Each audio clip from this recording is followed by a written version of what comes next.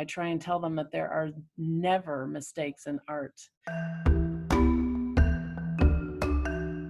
Hello, and welcome to the Creative Mindset Podcast. I'm your host, Isolde Trachtenberg. In the show, my guests and I explore how we can use creativity to do our best work and live our best lives. I talk with authors, musicians, actors, scientists, and others who are all pushing the envelope to live fully, creatively, and authentically. Listen in to get the scoop on how you can do it too.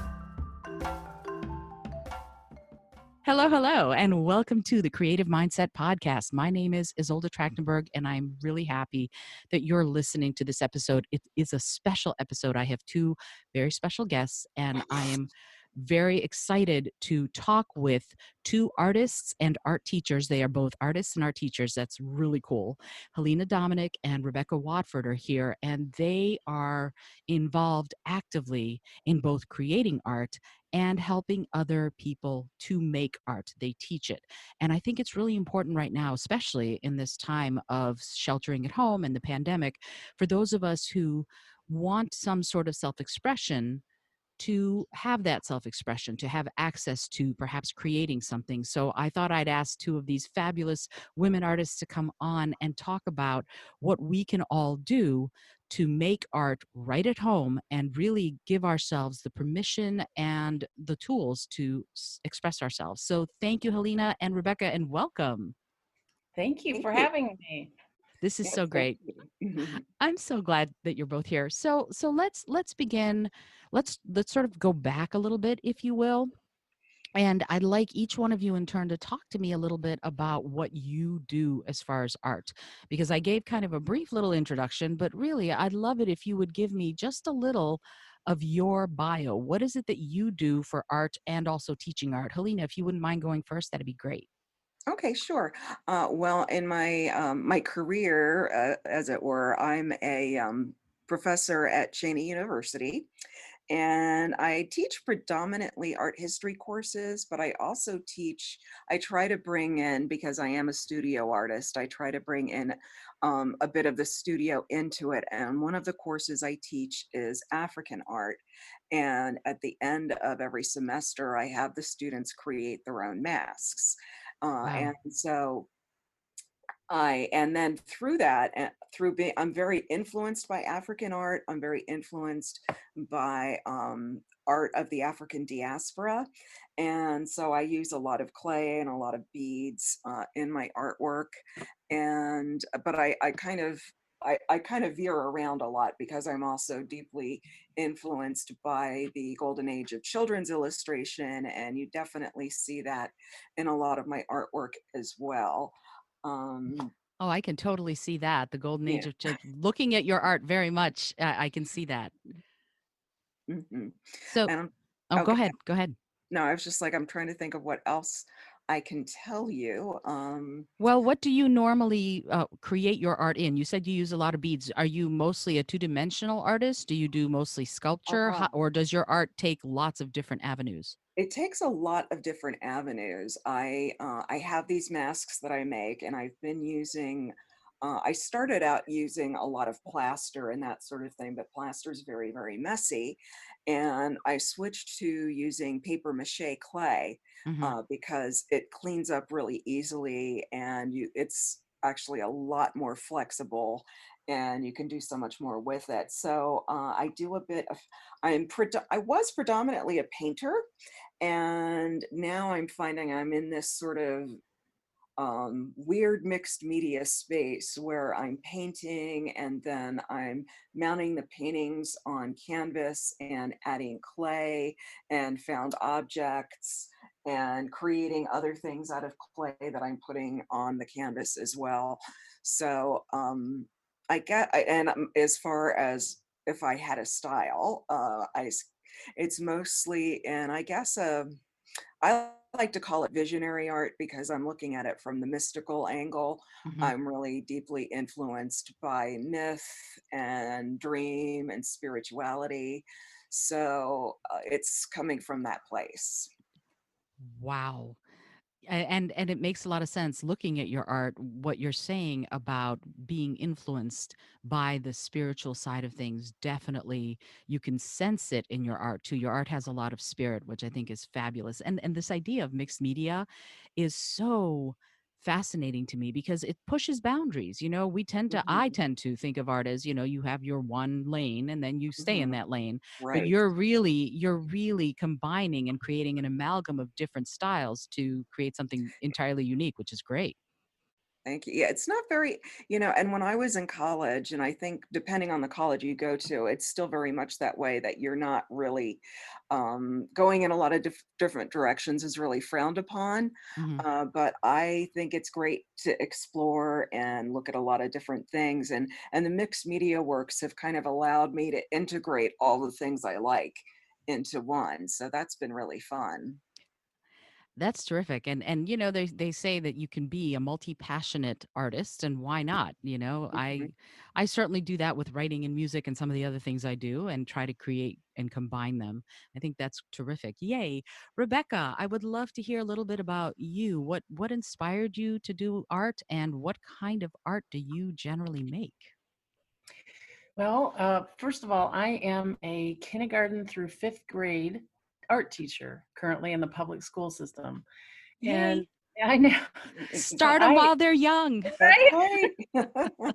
So I love hearing that you're a professor because it's kind of like today we have the beginning and the end of the educational experience as far as the art journey. Um, Right.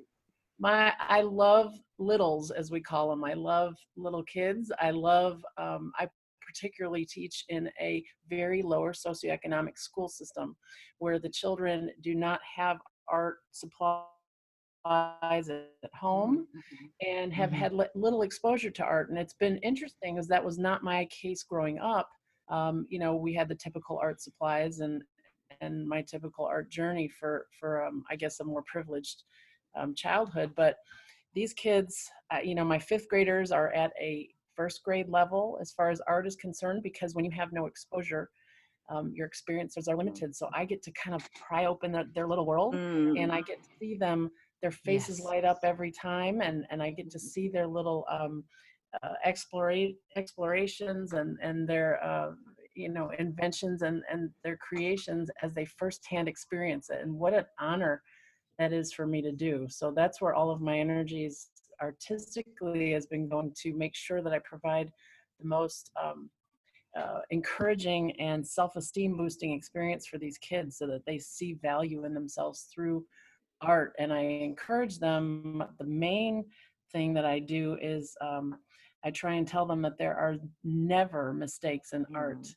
because when you're at a vulnerable state of just experiencing art for the first time and you already have so much baggage you're carrying around in life through Mm. family circumstances, through poverty, through other circumstances, you need something where you can believe in yourself and you can feel um, that you can do anything and you can't make mistakes. So that's my very first lesson on the Mm. first day I when love they're it. 5 years old is I say, guess what? You are never ever going to make a mistake. And I figure mistakes in art can be, when they're in high school and, the teacher says they made a little differently. But for right now, they're so vulnerable. I want them to feel That's they can awesome. conquer anything. Yeah. That is fantastic. I agree. And it's so wonderful that you encourage that freedom, because it is that there's a sense of innate shame of Mhm. making mistakes when creating art because if you messed up then there's no way to get it back and it's awful. And yet this freedom that you're offering them to explore is what an opportunity for your students. How wonderful. I'm a little flabbergasted. I'm kerfuffled now because I think that's so terrific. So let me ask you both, what drew you to begin? What drew you to teach art, and what drew you to create art in whatever form you've done it? Uh, Rebecca, why don't you go first this time? I was in corporate America and have a business degree and just sort of went that route. And then I fell in love and had babies, and I couldn't go back to work and leave them until they were school age. And so I got the joy of being a stay-at-home mom, and my whole paradigm shifted. When I thought of going back when they were in full-time school, I said, I have to go through my life and feel like I'm making a difference. I cannot go back to the rat race. And it was making me very sad, the thought of doing that. So I thought, well, okay, I'm in the kid mode right now. So let me go and apply. Maybe I can work in the front office somewhere. I could be a lunch lady or something that I could work with my kids' schedule. And they saw that I have an interior design degree from in school also, because I went back for that as well. So they kind of saw my art background and they said, "Oh, how about art teacher?" And I'm like, okay. And I have no idea how to teach, no idea about anything. But it's almost like I just was born. I feel like I was meant to do this because I have 500 plus students, and I really get to affect them, and I get to right a wrong, if that makes any sense. Because I had an art teacher in elementary school who was very particular and picky, and he always would point out the things you weren't doing right. And as a result, I still battle a little bit when I do my own art, of, oh, I didn't do this right, or I feel shame and I don't want to show anybody, and I feel like I'm not good enough. And I refused. I'm going to right this wrong, and I refuse. For the 500 kids and the 90 plus kids I get every year now, new, I'm in my 9th year, I get to change and right a wrong and have their perspective be different. Oh, that's wonderful. Good for you. More artists. Yay. Right. No, seriously, that's it. It's crucial. And this idea of righting that wrong, because, the same goes for singing. I teach people to sing, and so many walk in with the shame of someone sometime telling them, "Oh, you shouldn't sing," or, "Oh, you don't have pitch," or, "Oh, you have a bad voice," and it can shut you down for life. So Yes. that is a sacred task you've taken on, Rebecca. Thank you for Thank doing that you. on behalf of everyone. I think I'm just going to thank you for that. Thank Helena, how you. about you? What drew you to it? What drew you to make art, and what drew you to teach it? Mm. So, that whole thing, I feel like I was born to do it. That's very much a thing for me too. And I don't remember a time in my life when I was not making things. Like I think I came out of the womb throwing stuff together. I love it. And my mom would, when I was a little kid, my mom actually saved a lot of my child's art, which is really amazing and wonderful that she did that. And when I was born in Italy because my dad was in the military. Mhm. And my mom always said that I became an artist because we toured all the great art of Italy when I was a baby. I can see that. Uh, yeah, and which is kind of cool. I do have kind of a connection to Renaissance art, I think, in that way. Mhm. But yeah, I've always it's just something I have always done, and I never thought about teaching until my senior year of college. I had worked that the summer before then at an arts and crafts camp and teaching kids, to make art. I was like, oh, I think I like this. And, your senior year of college is kind of a late time to discover that that's what you really want to do. But Hmm. so I graduated and I sort of floundered for a long time. And I started to pick up like some adult classes that I would teach here and there. And then I eventually went back to school and got a master's degree in art education. And that way I was able to get hired at Cheney as an adjunct. And then I went back and got my MFA. So now I'm like educated out the wazoo. But, but I really want to comment on what Rachel said about Rebecca. Rebecca. Rebecca. I'm so Mhm. sorry, That's Rebecca. okay. Um, Yeah, we talked before the episode started about pronouncing names and saying names, and I right. don't think I actually introduced you to one another. So, Helena, this is Rebecca. Rebecca, this is Helena. Sorry, my bad. No worries, no worries.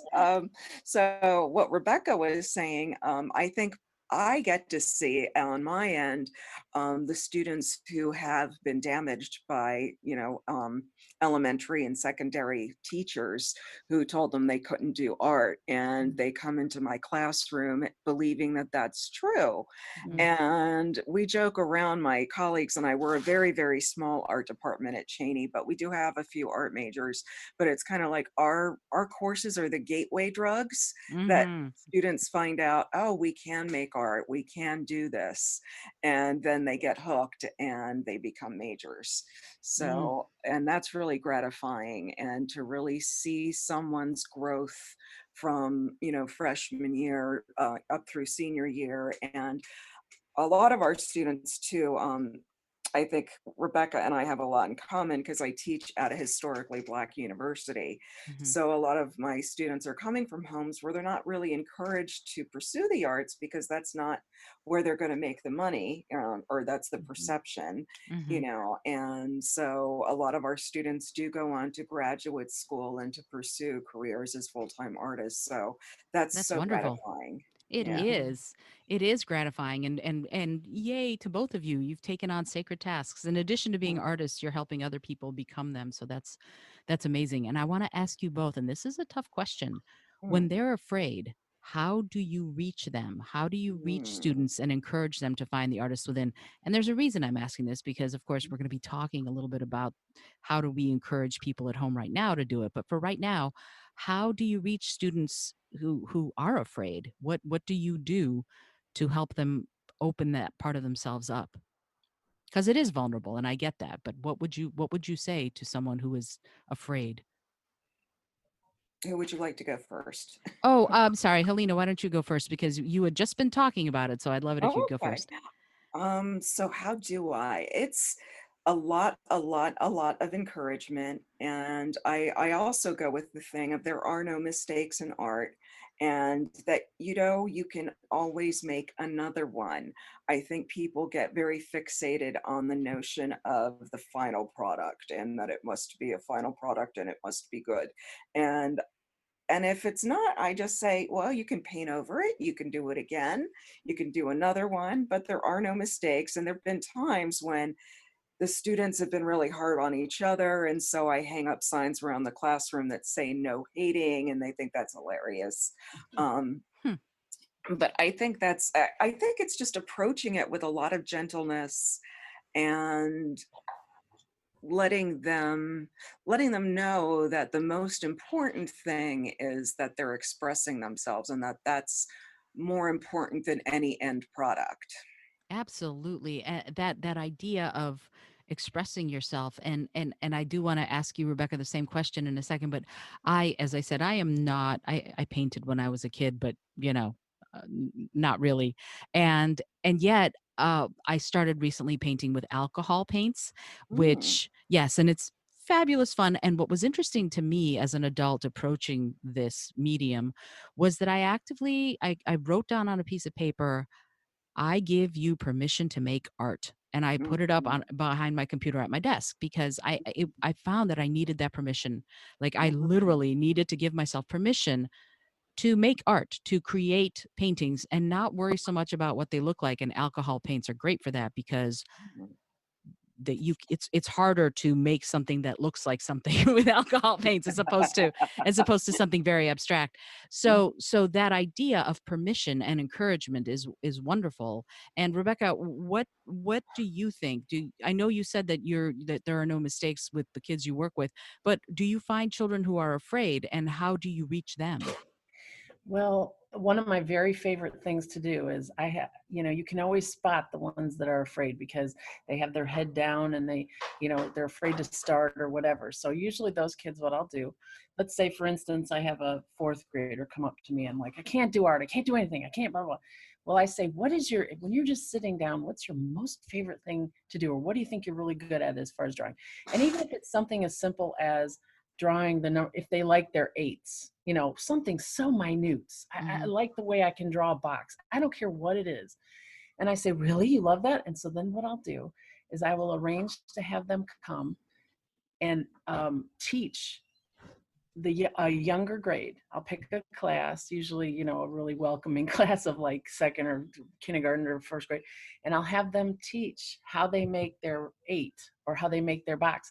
And when you have younger kids, it doesn't matter when they look at the older kids doing something, whether it's drawing the letter 8 or the number 8 or a box, they think it's amazing. Hmm. So that's instant gratification right there. But then they get to teach the class, and every little kid, I don't care who you are, loves the idea of pretending to be a teacher. And so I did. then, right. So then what I have them do is I have a Promethean board, which is like an electronic whiteboard, and then they can draw on there and have the kids follow. So then I have them do a step-by-step drawing of whatever they like to do and teach the kids, and their self-confidence skyrockets Absolutely. because then they think they're a pro and they think they have value and worth. And that's been my most favorite tool to do for those who are nervous about it. Ah, that's wonderful. I think I personally, and I think we all do probably, learn best by teaching. Yeah. Getting the opportunity to teach someone else opens everything up. And when I create, for me, I love to teach other people because in some ways I find out more about who I am and about what I want to say by explaining it to someone else. So I think that you are teaching them a lifelong lesson there too, that this idea of teaching will help them move into that more. You Fabulous. know, So art has a very interesting way. When they think they can't do it, my program is I'm so glad to hear from Helena about her program because my program is very art history heavy Mm. because I knew we couldn't compete with supplies because I have $125 to buy Mhm. supplies for 500 students for 9 months. wow. And it's incredibly challenging. So Mhm. we are very art history based. Hmm. So I knew we couldn't compete with supplies, but we could darn sure compete with education.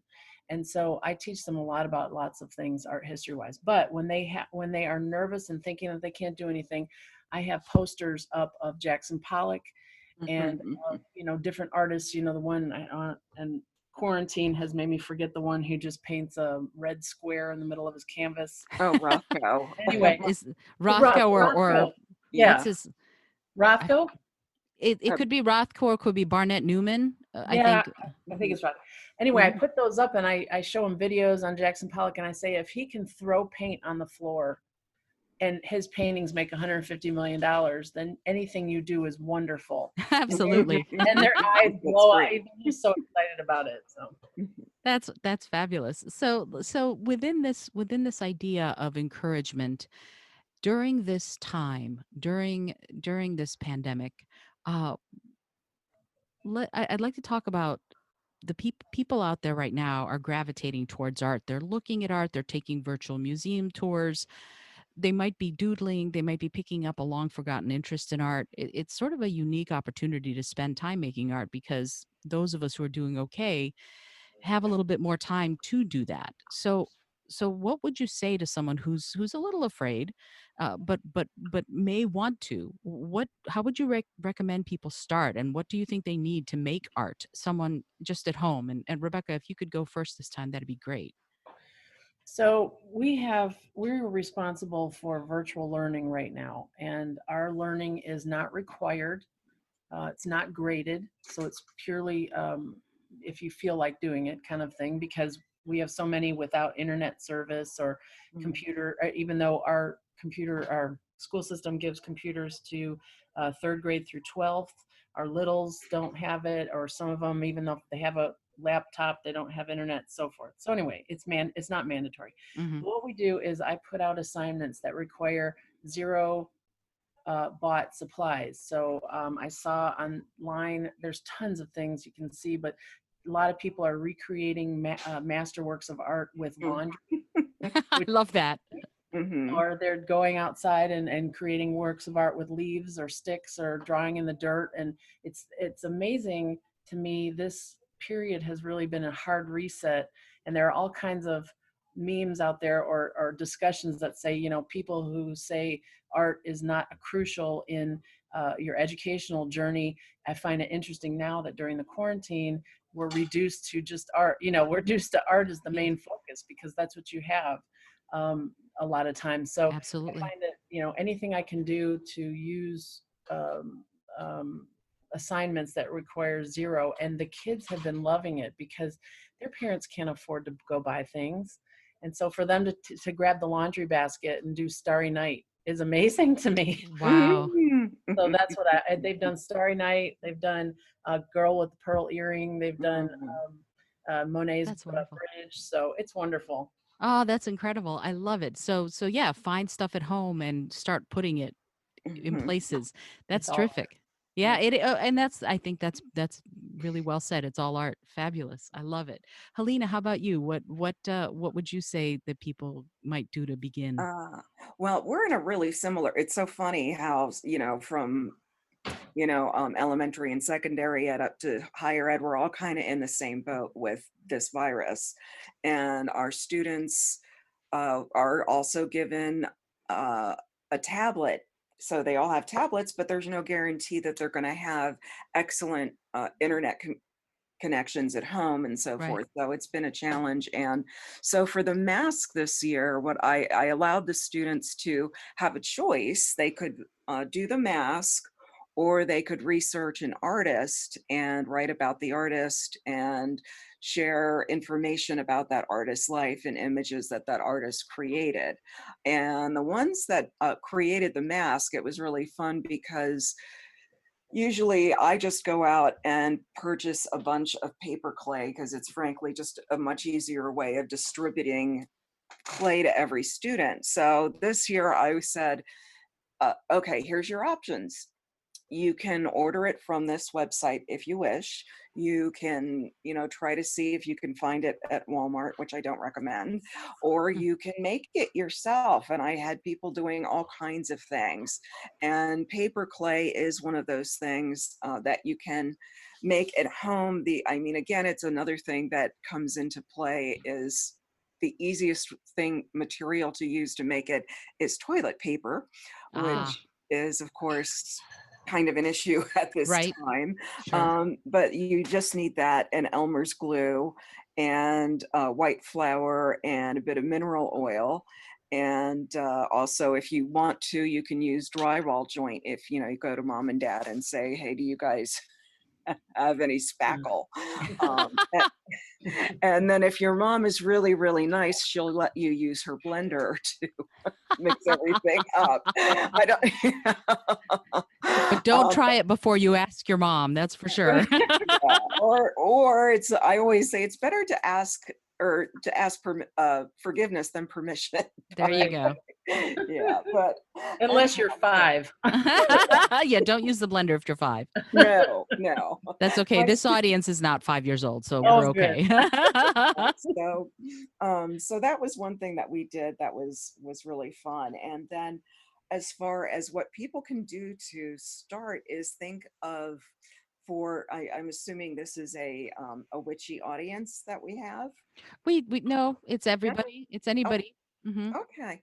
Okay. Well, journaling is so popular right now. Mhm. And creating an art journal is actually much easier than you might think, because you can use any kind of book you can glue materials into, Mhm. or paste materials into, and you can make collage, and you can paint on it with watercolors if you want, or just use, pencil and pen, and very simply record the world around you in your journal. And I think that's a really good way to get started, because that's what artists have been doing since the dawn of time, is creating things, or creating images of the Mhm. things that are around them all the time, and just recording their visual world. And then if you have an assignment to research a style or an artist, you put all of that into your journal. So I think that's another good way to get started. And you can use any old notebook really too, that will do. That's fabulous. And just for because I am ignorant of this, exactly what is an art journal? What does that Oh, mean? well, like I said, you can actually go and purchase one of those blank books if that's what you're into. Mhm. But it's essentially whatever you want it to be. It can Mhm. be um, a reference guide of art materials and different experimentations that you do on each page of different art materials, or it can be I'm sitting in the park and I'm drawing the trees and the pond and the geese walking around. It's whatever you want it to be, but it's filled with your art and your personal expression. Or you could go in and just doodle and do mandalas. I don't know if you've heard of Zentangle. Mm-mm. Yes. Okay, yes, it's a lot. It's a very big. Well, it has been a very big thing. I don't know if it's as big, but Zentangle uh, is something that was patented and copyrighted, but anybody can do it. Where all you need is a square piece of paper. I think it's 5 by 5 is the size that they do, Mm-hmm. and just start maybe doing a circle in a corner and then drawing concentric circles around that. And maybe you want to put some petals around it. And then maybe you want to put some leaves. And then maybe you want to put some zigzag marks and, and just kind of going out and creating an abstract design. But it's beautiful and it doesn't require extensive materials. Mm-hmm. You could do it on a cereal box, the inside of a Yes. cereal box, you know, Oh, it's that's true. No, that's Yeah. wonderful. What a great Yeah. idea. Yeah, I always tell my students because we had a folk artist who came in a couple years back who painted on anything and everything. This man would have people in his neighborhood give him their discarded cardboard from their boxes or their drywall or he painted on doors and pieces of metal and basins and so whenever somebody says I don't have anything to paint on, I say there's a world of things to paint on. Absolutely. And then you have a more beautifully decorated space, that Yes. that to me is something that's wonderful about art to me is that Hmm. it's there. And Hmm. for me, one of the things my husband and I have been doing is he's an amazing artist in his own right, and he's been doodling, drawing black and white pen and Hmm. ink type stuff, and then I have been coloring it because I don't draw, Oh, and cool. not because I can't draw, but because I can't draw. I don't have any I don't have any illusions about my ability to draw. That's not where my artistic gifts lie, but that's okay. But Hmm. anyway, the reason I wanted to say that is because for him they're just little doodles. For me, I'm like, ooh, and get out my colored pencils and I color the drawings in. And Hmm. the first time I did it, he looked at what I'd done and he goes, and there you go, collaborative art. And so Hmm. and that made me go, hmm. And so I wanted to ask you both about this idea of collaborative art. So many people are sheltering at home with their Hmm. kids or with their Hmm. partner. What would you say to someone who's going, well, maybe we can do something together? How might they do that? How might they express themselves together? Mm. Rebecca, would you like to go first on that one? I'm sorry, your question was at home if they Yeah, like if it, like for example, I was talking about how Rich and I, he's sort of in this podcast all the time because I bring his name up all the time, every episode. Rich and I have been doing this. He's been doodling. He doodles something in pen and ink, and then he gave it to me, and he said, "Here, I drew this, haha," and I went, "Ooh, I want to color it," so I colored it in, and then I laminated it, and now it's hanging up in my office, which is why I thought of it, Helena, when you said, then the art is there. I'm like, yeah, it's literally sitting on my bookshelf right now on the Mhm. outside, taped to the bookshelf. And so what I was asking was about collaborative art with people being at home right now with their kids. How might they start their kids going, Oh, the two of gotcha. them doing something collaboratively or with a partner, whatever, but how might we do that kind of collaboration to create art together? Okay, I'm a big proponent of collaborative art. My team at work consists of the PE teacher, the music teacher, technology teacher, and myself. And Wonderful. we do a lot of collaborative lessons because in education, what you found is it's such a great way to inspire teamwork, and you've got two brains or five brains together or whatever the case may be, and to present a united front in front of the kids is always a much more enriching learning experience. So having to translate that, at work I do lots of collaborative work. Now, pulling that into the home life, the idea where art is just drawing or just painting or just creating with materials, it can be so much larger than that, as we all know, but as many people don't recognize. For instance, I came up with an artist rap, and An artist's rap? an artist rap. Oh, Right? please rap for us. Oh God. Oh, yes. I think Okay. this is now a moral imperative. You must Oh rap God. for us. If it's a moral imperative, I guess I'm in. Okay, so it's Pablo Picasso was an interesting soul. He had both ears, unlike Vincent van Gogh. Miro liked his shapes, and Ringo liked her quilts. Claude Monet's bridge took us over the hill. Da Vinci painted Mona, and Pollock threw his paint.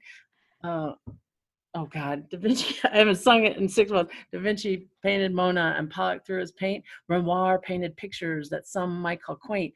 Matisse cut with scissors, the rest used a brush. JP loves its artist, it is one big rush. I love I love that. that. That's fabulous. So I'm then, so glad we have that now forever and ever recorded. Oh, that's well, I wish I fantastic. had done it right the first time, but You Oh, know, you know what? You can do it again and I will edit it. That is not a problem. so then what I did is I took that rap and I went to the PE teacher, and we came up with all the current moves that the kids were doing, and we made mm, collaborative dance moves to this rap. Fabulous. So then we taught mhm, the kids the rap and the dance moves. So now these kids for years are singing this information about this artist with the dance moves. mhm, Then I would roll it out on the computer, involve the tech teacher. And mhm, I've done Mozart meets Monet I love it. lessons with mhm, the music teacher. So at home, you could have one kid that's great with music and he can come up with a song, and one kid that's great with dance, they can do a dance, and one kid that's great with or a parent that's great with drawing, and they can make a poster to do this cool, presentation one night for the family. So there's lots of different ways to incorporate art all together and make one grand masterpiece.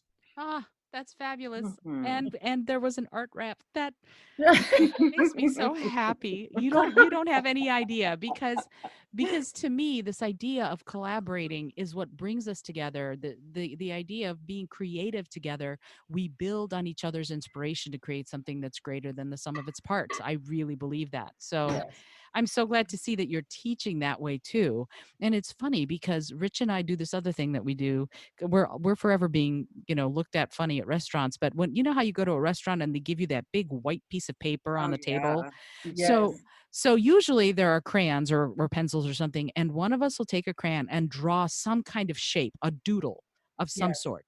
And the other one then has to take that shape, whatever it is, and put that as part of a picture. So if I drew a little spiral or something, Rich would go, "Ah, okay, that spiral is the shell of a snail, and that snail is about to fall off a leaf, and that's what he leaves me. And then I have to take what he's drawn and make some part of it into another drawing. So the plant might be the plant in someone's living room, and Mhm, they're about to eat dinner, and and you keep going and going until you fill the whole white piece of paper with these sort of stacked drawings, one on top of the other, one leading into the other. And that's another way I think that people can be creative together and draw inspiration from what someone else has done, which I think is sort of what you're teaching more formally, except for Rich and I have never done it formally. We just, do it in restaurants when between courses, I guess. So that I think that's so wonderful, and I would love to ask you both, if you wouldn't mind, to talk about where you envision art going from now into the mhm, future. Like, where are we going with art, with mhm. people embracing art at home, and everybody having the opportunity to become an artist, especially now armed with all of the wonderful resources you've just given. Where do you think it's going to go? Helena, would you like to take that one first? Sure. Because one of the things, as an art historian, is I'm always looking at where art's been and speculating on where it might go and seeing how some things kind of fall away and then other things come forward as popular. So, and what's been interesting in the art world, I'd say for like the past 20 years or so, is that anything goes. And Hmm. what I mean by that is we had this period of time in the 1950s and 60s and 70s and 80s where you would see if you were a figurative artist like me, where your work tends to be more realistic, it was just thought of as quaint and maybe not as valid as abstract art or conceptual art. And now realistic art is making a comeback, and it's exciting to see that because people are doing it in different ways. Like there's a Mhm. guy who does like giant 6 foot tall noses, and ears and things Yeah. like that. And they're hyper realistic, but they're just enormous, Mhm. So I think that anything can happen, and that's always the exciting thing about art too. But I think that this century has kind of allowed it to really bust out of all the definitions and the elitism that was in the art world before, where you had gallery owners and museum owners and curators making everything so rarefied, and they were the tastemakers. And then, the internet came along, and all kinds of artists were getting their art out there and getting it seen. And so, digital art, I think, will continue to explode in ways that I couldn't even begin to. Sorry about that. That's okay. I'm in a studio where it beeps when people go in and out the front door. Um, but what was I saying? Oh yeah, so I think that there'll be things that I can't even envision right now as far as digital art goes that are going to really explode. And I just learned from my friend's son the other day, he's 10, about uh, an app I can download on my iPhone to draw with, So I think there's all Yay. different kinds of things that are just going to happen. And it's really exciting because it's much more accessible. Oh, it really is. And we all have a platform. And there's Yeah. something very special about that, I think. That's this Mhm. idea that with the internet, even Mhm. I, who don't draw, can draw something and put it up, and Mhm. thousands of people might see it. And there's something that is, I think, special about being able to just create and to share and to show that expression to other Mhm. people. Whereas before you might have been afraid, but now we're sort of like, I think we're in a share it out society, which I think is really Mhm. cool. Rebecca, what about you? Any thoughts on that, about where you think art's going to go? I think it's going to really be the word inclusivity. We talk about people now having all kinds Hmm. of time to learn more about digital art and really grow with that, and that's going to take off exactly. I agree with both of you. But then the other coin is we're going to see this huge um, art explosion, I think, with recycled and reused and unusual Mhm. materials like we talked about, for those who, while they were quarantined, couldn't get a hold of anything Hmm. and thought Mhm. of interesting ways to use simple items. And Mhm. people can now own these, purchase these, or look at them and remember fondly, or with horror, back to the quarantine period. But it Mhm. will affect them one way or the other. So we're going to have digital plus back to basics, rough, not rough, but what am I looking? Rustic art, and it'll run the gamut, which will be great. It's a way to unite both the ones who have the digital and you know equipment, and the ones that do not, and it'll run the gamut, which I think is even better. Absolutely. And I think there's something to be said for this idea of organic art, of letting it be something that Mhm. that inspires you to see what if, you know? Yeah. I say that to myself all the time. That's one of my key sentences in life, is what if, or imagine if. What if I tried this? What if I, and for collaborative projects, I always go, I know what let's do, and that's, and then my friends and compatriots are like, okay, we're off with Isolde on another bizarre adventure. And I think it's so important, this idea again of giving yourself permission to be inspired, and wonder, Mhm. what if I took this soil and this stick and did something with it, and Mhm. especially in Georgia where you are, Rebecca, there's this beautiful red Georgia clay. You can paint with that clay, Mhm. you can make things out of that clay, and they'll be Mhm. they'll be pretty good, so there's a lot to be said for that. And I think that's, it's so telling that now we're sort of not just going to the extremes of digital age and organic, but also allowing that continuum to exist and to bring in multiple aspects of what we can create. And I if we did this, asking ourselves the one basic question is, what could we create if you knew you could not make a mistake?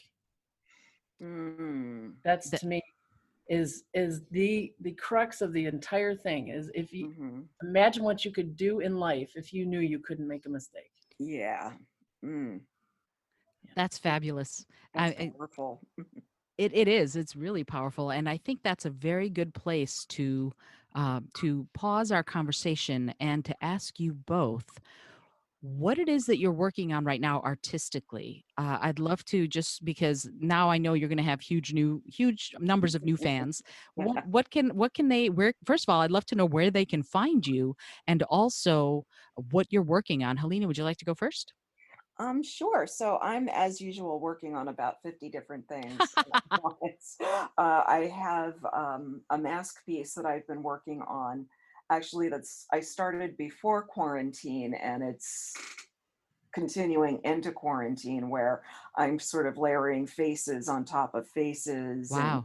doing that. And then I also, I'm doing a giant grimoire of that I've been illustrating myself, and I love illuminated manuscripts. Hmm. So I've been putting like all these like Celtic knotwork in the margins and things, Hmm. and then drawing, like drawings of little different herbs and notes about the herbs and what they're good for and things like that. And what else am I doing? And I'm doing a couple of commissions because I have the time now. I Hmm. usually don't actually even take commissions. So I have a couple of commissions that I'm doing. So for friends. And that's pretty much everything, I think.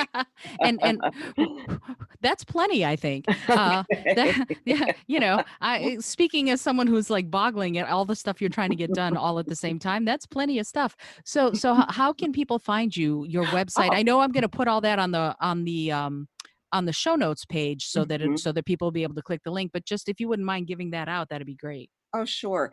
My website, it's all one word. There's no dots or breaks or anything. It's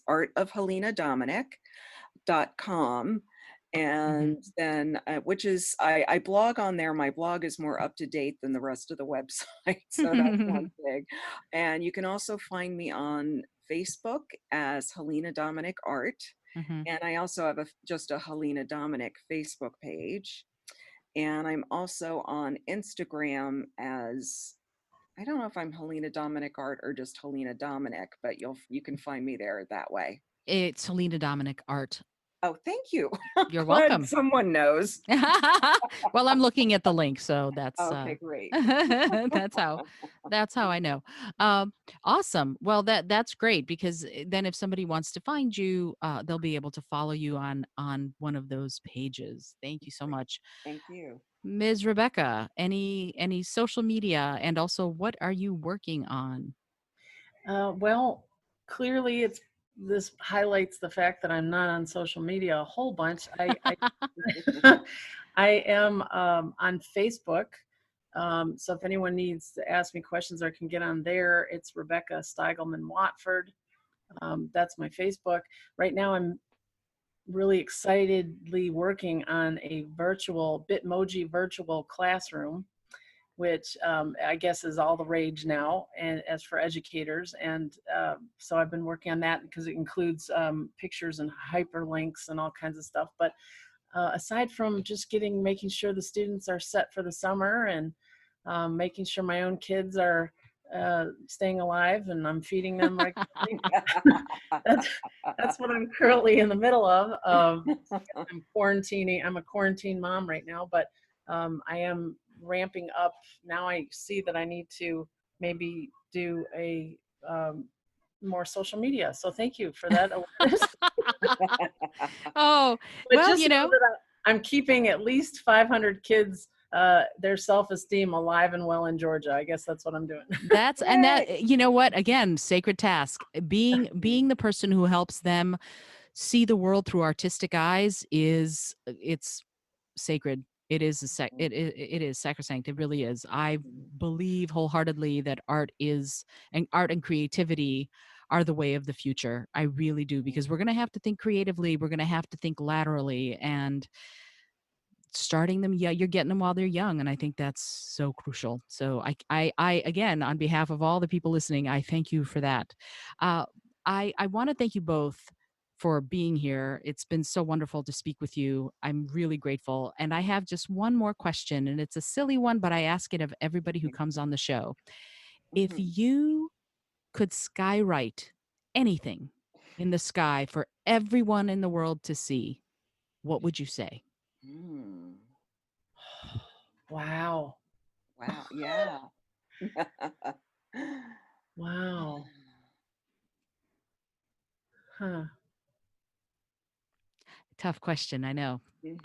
Because the sky is limitless, but the plane only has so much gasoline, so you can't spend all day up there.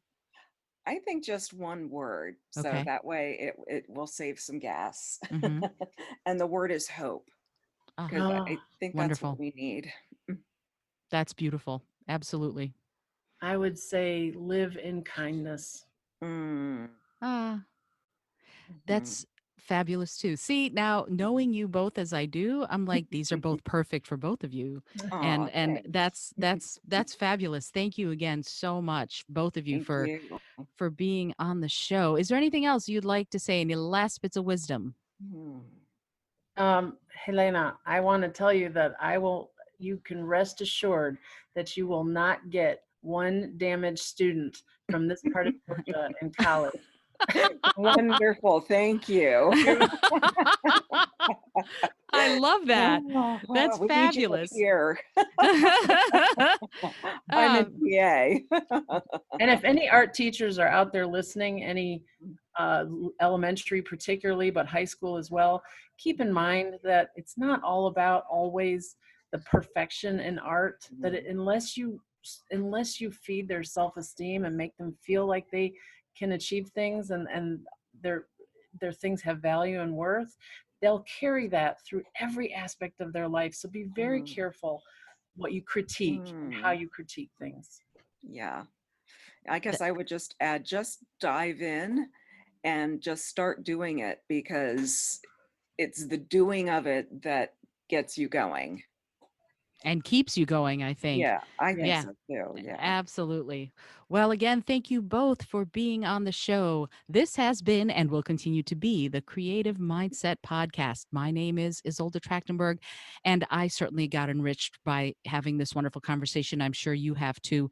If you're liking what you're hearing, please rate and review the podcast. Find these two beautiful artists and really follow what they're doing, because I think this idea of art without limits is one we all can embrace. I once again thank you for being here. I hope that you are staying healthy and well. Wash your hands, wash them often. And until next time, I send you all of my love.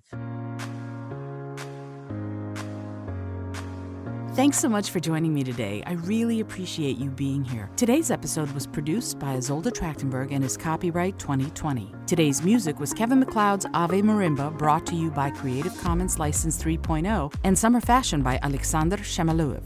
As always, please remember this is for educational and entertainment purposes only. Past performance does not guarantee future results, although we can always hope. Until next time, this is Isolde Trachtenberg, and I send you all of my love.